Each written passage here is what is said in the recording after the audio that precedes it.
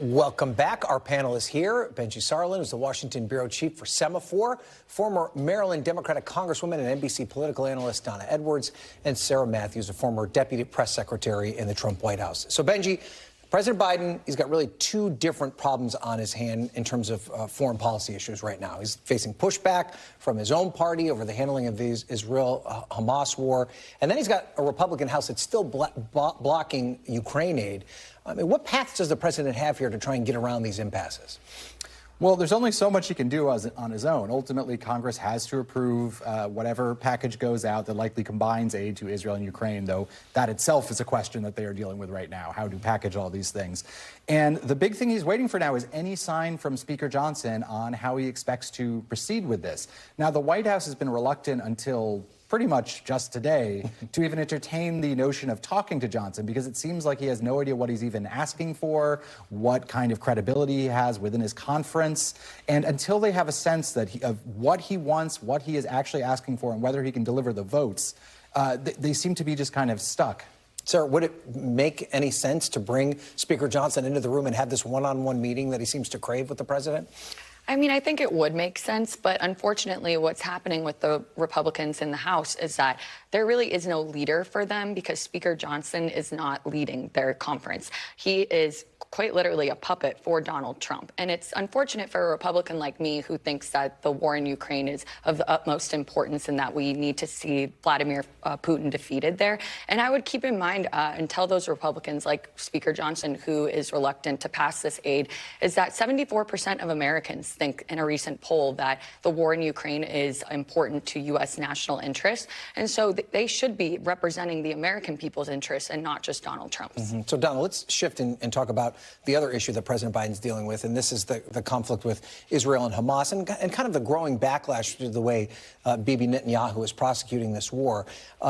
What's your reaction to Congresswoman Rashida Tlaib urging voters in Michigan to vote uncommitted in the Michigan Democratic primary to send a message to the Biden White House? Do you think this would be effective? Well, I don't think it's a great strategy, to be quite honest. But what I do believe is that the president really has to address these issues. I mean, it's incumbent on him to really face both his party and the American people.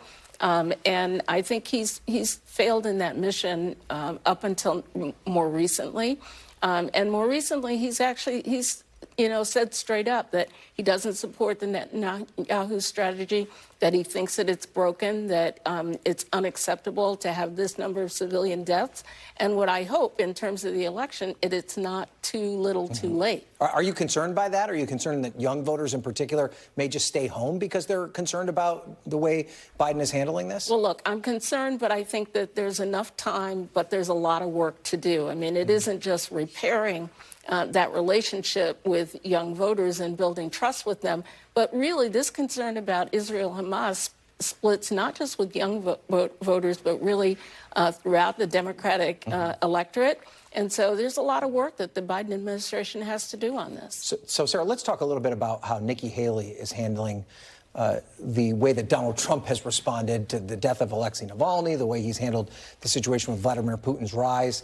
I want to read a little bit of what Donald Trump had to say about the death of Alexei Navalny. I'm not going to read the whole statement, but he says, the sudden death of Alexei Navalny has made me more and more aware of what's happening in our country. He calls it a slow and steady progression with crooked radical left politicians, prosecutors, and judges leading us down to a path of destruction. I don't think anyone is surprised that Donald Trump made a situation about himself as opposed to the issue at hand.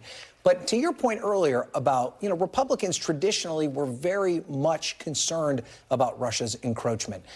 Donald Trump doesn't seem to be understanding the gravity of Navalny's death. Is there any way that Nikki Haley can take advantage of this and reach out to those Republican voters in particular that are concerned about this? Yeah, I think that she has been taking advantage of it. Obviously, we've seen on the campaign trail she's gotten more and more aggressive in her attacks on Donald Trump. And on this issue in particular, she seems to have really seized on it and is trying to capitalize on it and appeal to those voters like me who are disappointed with the kind of fall from the Republican Party, in which I don't recognize this party anymore. This isn't the party that I grew up in and that I claim to be a member of. I don't really recognize it anymore, because I think that it's disappointing when you see a statement like that from the leader of the party, where Donald Trump is refusing to condemn the murder of Navalny. And I think that he kind of admires Putin in a way, and he thinks that maybe there's nothing wrong with what happened, because Donald Trump has said that this 2024 campaign is all about retribution for him. Well, this is what retribution looks like in a country like Russia. This is what happens. And so I think all Republicans, including Nikki Haley, should be condemning Donald Trump for his comments like that.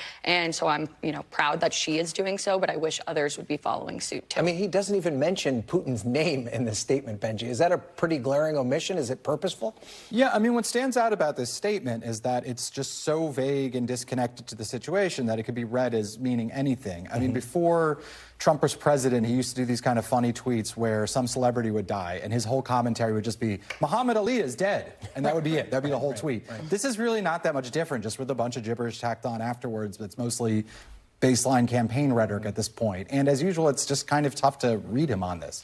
But it does seem in many ways that the Republican primary is already baked, right? Does this really have any kind of an impact on how Republican voters are going to treat the South Carolina primary that's coming up?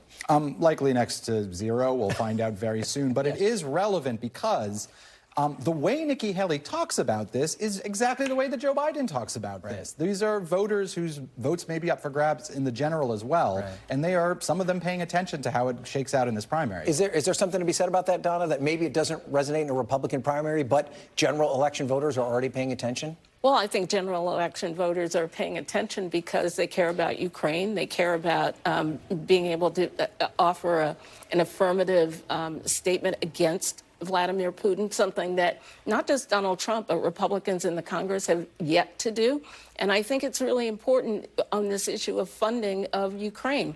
I mean, that funding bill is still sitting there. That is one way to push back against Vladimir Putin. And I think Republicans across the board should be supporting this. And here they sit with Ukraine still waiting and fighting this war against Putin. But back to Nikki Haley, Sarah, and Amy Welter and I talked about this earlier. What direction does she go when the dust settles here? I mean, very little chance she can win the Republican primary. Do you think she just turns around like many of her Republican colleagues and just endorses Donald Trump? Or could she be that voice for disaffected Republicans like yourself? Very quickly. She has said right now that she has not said that she's going to endorse Donald Trump. I don't know if I fully believe that. I am hopeful that she will stick to that and she just won't endorse anyone. I'm not saying she has to go out and endorse Biden, but hopefully she will not be endorsing Trump if she drops out. Okay, we've got to leave it there. Thank you guys all for being here. We appreciate it. Thanks for watching. Stay updated about breaking news and top stories on the NBC News app or follow us on social media.